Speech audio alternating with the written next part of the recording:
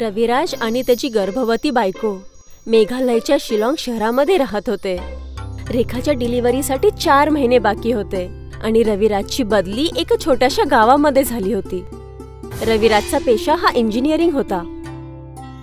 रेखा, माझी बदली ज्या गावात झालीये ना, तिथून फक्त एकच ट्रेन शिलाँगला येते. सध्या माझ्याकडे दुसरी कुठली नोकरी पण नाहीये. तुला अशा परिस्थितीत एकटं पण सोडता नाही येणार. मला कळत नाहीये की काय करू. तुम्ही तुमच्यासोबत पण मला गावी घेऊन चला ना. नाही रेखा, ते गाव एवढं मागासलेलं आहे की माहित नाही तिथे कुठला डॉक्टर किंवा हॉस्पिटल असेल किंवा नाही. मग काय झालं? छोट्या गावात मुलं जन्माला येत नाहीत का? माझं म्हणणं तसं नाहीये. हे आपलं पहिलं बाळ आहे. मला फक्त एवढंच वाटतं की तुला त्रास नको व्हायला. बाकी सगळं चांगलं व्हायला हवं. माझं माझ्या बॉसशी बोलणं झालंय. त्यांनी म्हटलंय की कमीत कमी मला 6 महिन्यांपर्यंत त्या गावामध्ये काम करावंच लागेल. तेव्हा कुठे जाऊन ते माझी बदली परत या शहरामध्ये करणार. मग आता काय करणार? मी विचार करतोय की प्रत्येक शुक्रवारी ट्रेन पकडून मी शहरात येत जाईन आणि प्रत्येक रविवारी ट्रेन पकडून परत जात जाईल. अशा प्रकारे हफ्त्यामध्ये 2दा मी तुझ्यासोबत राहू शकेल ना? हे पण ठीक आहे. मी माझी आणि माझ्या मुलाची काळजी घेऊ शकते. ही झाली ना गोष्ट. येणाऱ्या रविवारलाच मला जावं लागेल. ठीक आहे. रविवारच्या संध्याकाळी रविराज त्याचं सगळं सामान घेऊन निघून चालला होता. काळजी घेशील आणि कसला प्रॉब्लेम असला तर दवाखान्यात जाशील, ठीक आहे? हा, ठीक आहे. रविराजने रेखाला जवळ घेतलं आणि तो तिथून निघून गेला. शिलाँग शहराच्या स्टेशनवरून त्याने दिरा जाणारी ट्रेन पकडली आणि काहीच तासांमध्ये तो दिरा रेल्वे स्टेशन पोहोचला. दिरा रेल्वे स्टेशन खूपच छोटं होतं आणि जवळपास सुमसाम होतं. ना जास्त लोक ह्या स्टेशनवरती उतरत होते, नाही इथून ते कुठे जात होते. स्टेशनच्या बाहेर रविराजला घोडागाडी दिसली. भाऊ, इथे अजून पण टांगा चालतो का? होय भाऊ, हा पहाडी इलाका आहे आणि बघायला गेलो तर इथले रस्ते पण चांगले नाहीयेत. त्यामुळे इथे कुठले गाडी चालू नाही शकत आणि नाही इथे कुठलं पेट्रोल पंप आहे. यामुळेच इथले लोक अजूनही टांगा चालवतात. अच्छा, फोन चालतो की ते पण नाही? चालतात ना भाऊ. मागल्याच वर्षी इथे एक टावर लावण्यात आलाय. फुल नेटवर्क येतो. चला तर मग, हे खूप चांगली बातमी आहे. अच्छा, मला वीज वितरण ऑफिसमध्ये घेऊन चला. ठीक आहे साहेब, चला बसा. रविराज त्या घोडागाडीमध्ये बसला आणि तो माणूस घोडागाडी चालवू लागला. रस्ता खूप खराब होता पण घोडागाडी खूप आरामात चालली होती. रविराज वीज वितरणच्या क्वार्टर्स मध्ये पोहोचला. त्याने त्या माणसाला 20 रुपये दिले. अरे साहेब, माझा नंबर घेऊन घ्या. जर तुम्हाला परत स्टेशनला जायचं असलं ना तर मला नक्की फोन करा, ठीक आहे?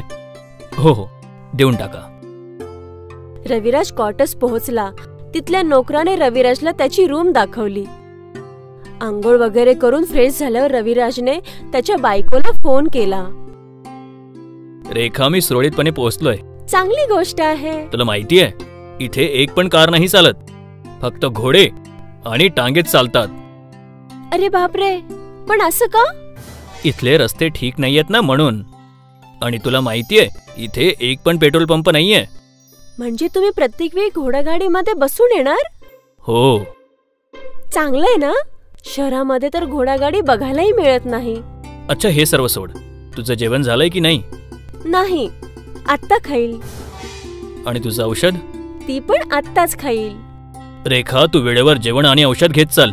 जर तू योग्य वेळेवर नाही खाशील तर तुझं स्वास्थ्य खराब होईल. अरे रे रे रे, मी खाईल ना. बस थोडंसं काम करत होते. काम नंतर करशील, आधी जेवण कर. रविराजला त्याची बायको आणि त्याच्या मुलाची खूप काळजी होती. तो असताना खूप लांब होता पण तो प्रत्येक वेळी त्या दोघांचा विचार करत राहायचा. दुसऱ्या दिवशी सकाळी रविराज नवीन पॉवर प्लांट जवळ गेला. ह्या गावामध्ये पॉवर प्लांट बनत होता, म्हणजे प्रत्येक गावाला सारखी वीज मिळत राहील. रविराज एक इलेक्ट्रिकल इंजिनियर होता. त्याला दिरामध्ये ह्याच पॉवर प्लांट वरती काम करण्यासाठी बोलवलं होतं.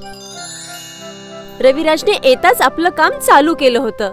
तो सकाळी 9 वाजता कामावरती येत होता आणि संध्याकाळी 5 वाजता क्वार्टर्स वरती जात होता. क्वार्टर्स पोहोचून तो फ्रेश होऊन त्याच्या बायकोला फोन करत होता. असेच 5 दिवस निघून गेले. उद्या शुक्रवार आहे. उद्या सरळ कामावरून सुटून ट्रेन पकडून तुझ्याजवळ येईल. हो, मी पण तुमच्या आवडीचं जेवण बनवून ठेवेल. काही गरज नाहीये जास्त कामं करायची. तू आराम कर, समजलं? तुम्ही मला काही करूनच देत नाही. मी जेवढं तुला सांगतोय माझं तेवढं ऐक. रविराजची इच्छा होती की रेखाने खूप जास्त आराम करावा आणि त्यांचा मुलगा चांगला जन्माला यावा. दुसऱ्या दिवशी संध्याकाळी रविराजने दिरा स्टेशनवरून शिलाँगची ट्रेन पकडली आणि संध्याकाळ होण्याच्या आतमध्ये आपल्या घरी पोहोचला. रेखा रविराजला बघून खूप खुश होती. दुसरे 2 दिवस रविराजने रेखाची खूप काळजी घेतली आणि परत तो रविवारी दिराला जाण्यासाठी निघाला होता. आणि ह्या गोष्टी चालतच राहिल्या. प्रत्येक शुक्रवारी रविराज घरी जात होता आणि रविवारी रिटर्न येत होता. असं करता करता 3 महिने निघून गेले होते. आता रेखाच्या डिलिव्हरीसाठी फक्त 1 महिना बाकी होता. एका रविवारच्या संध्याकाळी रविराज घोडागाडीने स्टेशनला चालला होता. तेवढ्यात घोडागाडीचं चाक अटकलं. घोडागाडीवाल्याने खूप प्रयत्न केले. दादा, थोडी मदत कराल का? रविराज पण उतरून त्या चाकाला ढकलू लागला. त्या चाकाला बाहेर येण्यासाठी खूप वेळ लागला. एकदाचं चाक ते बाहेर आलं आणि घोडागाडी परत जाऊ लागली. आणि जसं रविराज स्टेशन पोहोचला त्या दिवसाची ट्रेन निघून गेली होती. अरे रे रे रे, आता मी काय करू? ट्रेन तर सुटली. रविराज चिंतित होता. तेवढ्यात त्याला रेखाचा फोन आला. काय? तुला खूप त्रास होतोय? थांब थांब, मी काहीतरी करतो. रविराजने त्याच्या ओळखीच्यांना फोन लावला, पण त्यातलं कोणीच रविराजच्या घराजवळ नव्हतं. अरे देवा, आता सगळं तुझ्यावर आहे. काहीतरी मदत कर. तेवढ्यात त्यांच्या समोर एक महात्मा आले. तुला शिलाँग जायचं आहे ना? ते पण लवकर? होय होय बाबा. महात्माने त्यांच्या झोळीमधून एक केळ काढलं आणि रेल्वे ट्रॅकवरती ठेवलं आणि परत डोळे बंद करून काहीतरी मंत्र बोलले. ते केळ एका ट्रेनमध्ये बदललं गेलं. रविराज एकटक बघू लागला. ही केळीची ट्रेन तुला 1 मिनिटात शिलाँग मध्ये पोहोचेल.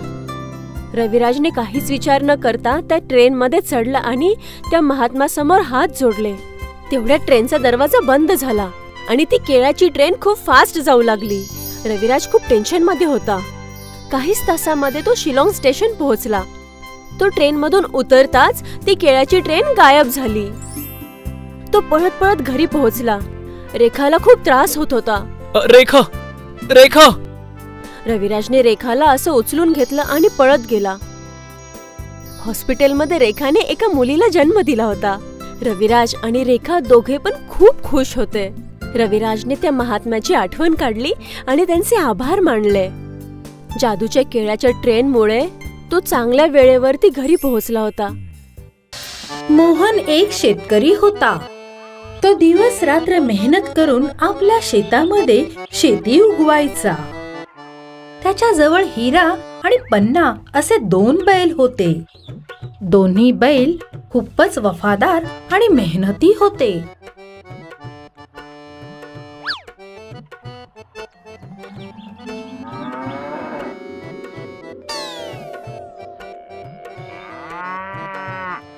परंतु ते कधीच आपल्या मालकाबद्दल वाईट नाही विचारायचे.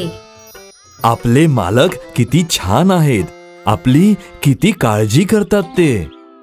हो, मालक खूप छान आहेत. एकदा जंगलामधून पसार होताना मोहनचा पाय एका जाळ्यामध्ये अडकला.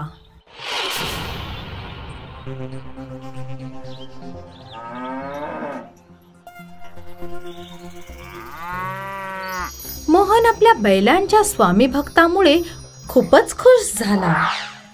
तुम्ही दोघांनी माझा जीव वाचवला. तुम्ही दोघंही माझ्यासाठी अनमोल आहात. घरी पोचल्यावर मोहनने आपल्या आईला जंगलात घडलेली सगळी हकीकत सांगितली. आई पण मोहनसाठी दोन्ही बैलाचं प्रेम पाहून खूप खुश झाली. मोहन, हे बैल तुझी नेहमी रक्षा करतील. वेळ पसार झाला होता. काही दिवसांनी मोहनचं लग्न झालं आणि काही दिवसानंतर मोहनच्या आईचा मृत्यू झाला. मोहनचे दोन्ही बैल हिरा आणि पन्ना पण आता म्हातारे झाले होते. त्यांच्यामध्ये काम करण्याची ताकद कमी होत चालली होती. एके दिवशी मोहनची पत्नी आरती त्याला म्हणाली की हे बैल आता कुठल्याच कामाचे नाही राहिले. दोघांना फुकटामध्ये खायला प्यायला द्यावं लागेल, ह्यासाठी त्यांना विकलंच पाहिजे. तसही ते आपल्यावरती एक ओझच आहे. आरतीचं बोलणं ऐकून दोन्ही बैलांना खूप वाईट वाटलं आणि ते रडायला लागले. आता आपण जर म्हातारे झालो आहोत तर आपली ही सुद्धा लायकी नाही की मालकीण आपल्याला इथे घरी राहू देईल. आपण आयुष्यभर अगदी इमानदारीने मालकासाठी काम केलं आहे. आरतीच्या प्रत्येक वेळी म्हणण्यानुसार मोहनने आपल्या दोन्ही बैलांना एका कसाईला विकायचा निर्णय घेतला. मोठ्या मुश्किलीने तो कसाई मानला आहे, नाहीतर ह्या म्हाताऱ्या बैलांना कोण विकत घेणार. मोठ्या भारावलेल्या मनाने तो आपल्या बैलांना कसाईकडे सोडायला घेऊन निघाला. कसाई जवळ जाऊन मोहनने दोन्ही बैलांची लगाम कसाईच्या हातात दिली. बदल्यामध्ये कसाईने त्याला काही पैसे दिले. मोजून घे, पूर्ण 400 आहेत. या म्हाताऱ्या बैलांची यापेक्षा जास्त किंमत कोणीही देणार नाही. घेऊन जा यांना. तसही हे आता माझ्या कुठल्याही कामाचे नाहीयेत. इतकं बोलून मोहन तिकडून जायला निघाला. तेव्हा दोन्ही बैल हिरा आणि पन्ना मोहनचे पाय पकडून रडायला लागले.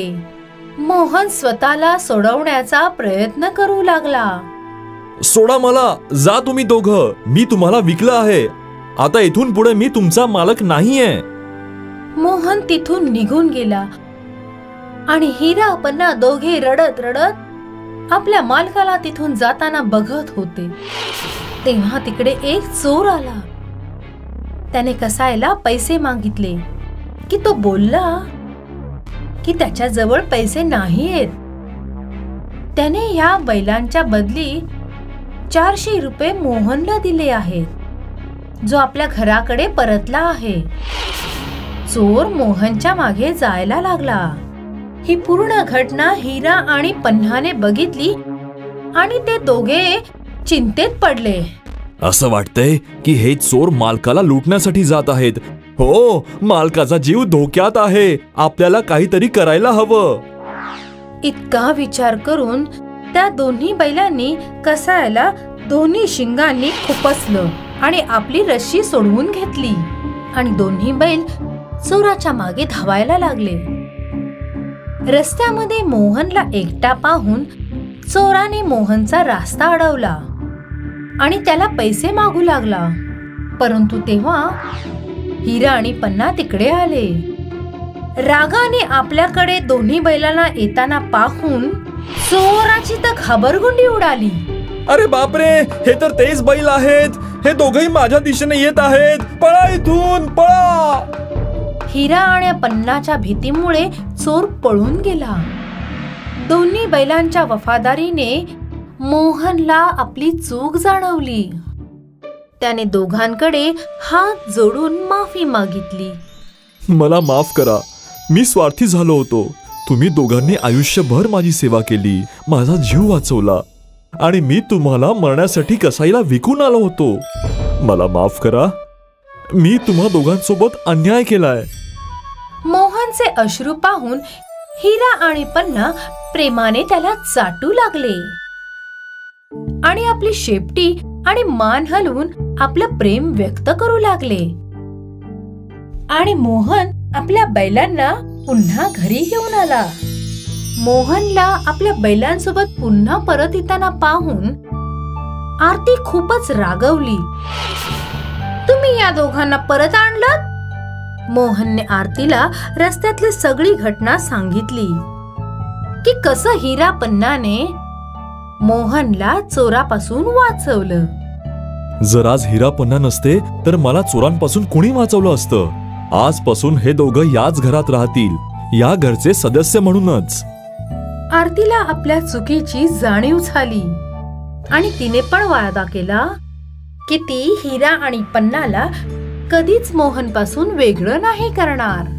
ह्या गोष्टीपासून आपल्याला ही शिकवण मिळते की आपल्याला कधी पण त्या लोकांना आपल्यापासून दूर नाही केलं पाहिजे जे आपले वफादार असतात. वफादारी सगळ्यात अनमोल गुण आहे.